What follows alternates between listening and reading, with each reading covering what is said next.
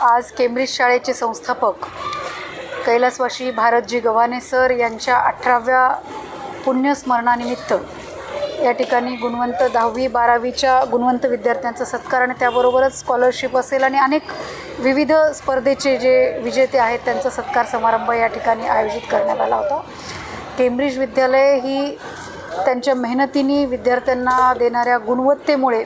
ही आज नांदेड जिल्ह्यातली सगळ्यात टॉपमोस्ट शाळा झालेली आहे आणि ह्याचं सर्व श्रेय या शाळेच्या प्राचार्य